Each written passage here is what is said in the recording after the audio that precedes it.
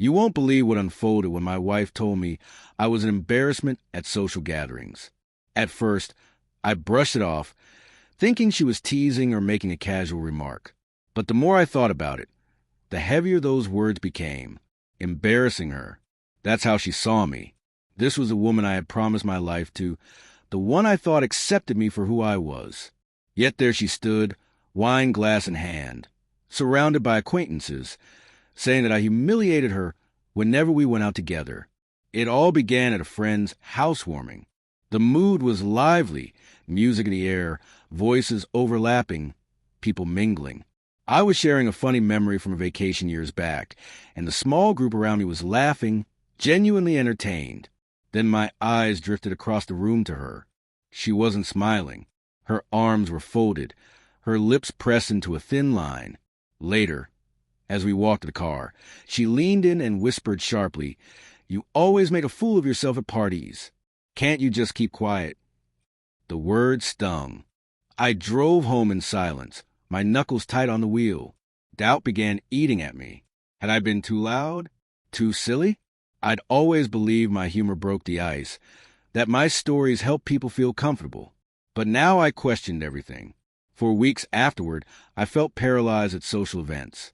I second-guessed every comment, carefully measured each word.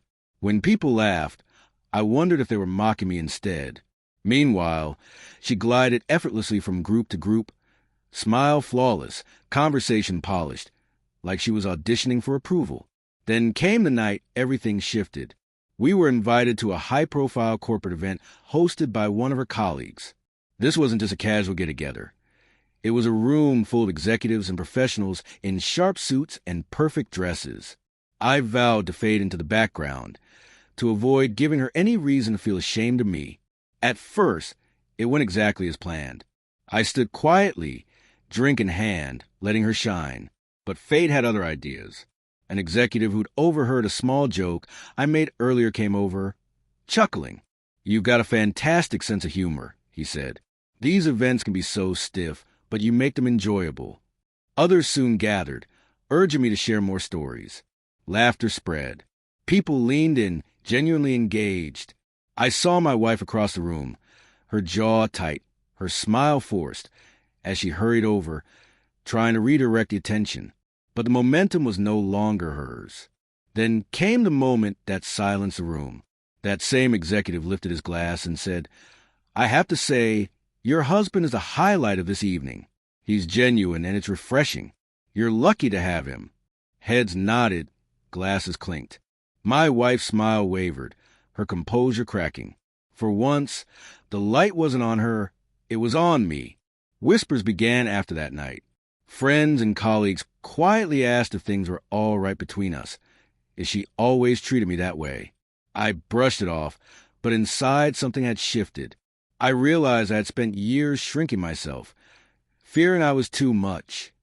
But the truth? People value me precisely for who I was. The final breaking point came weeks later, at another gathering. Again, I found myself surrounded by laughter and conversation, and again she snapped. This time, she didn't wait until we got home. She leaned close, her voice sharp.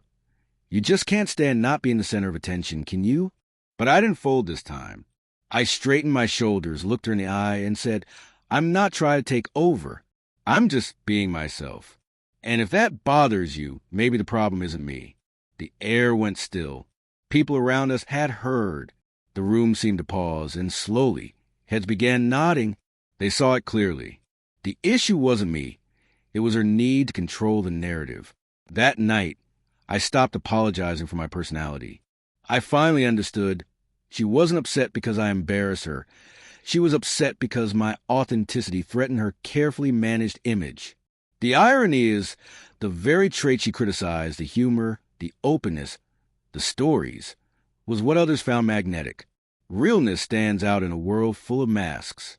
The biggest lesson I walked away with: never dim your light to make someone else comfortable. Your energy will irritate some, but will inspire and connect you with the right people. And as for my wife, that night shifted how everyone saw her. No longer the flawless hostess in control, but someone revealed, struggling with her own insecurities, exposed by the truth she tried to hide.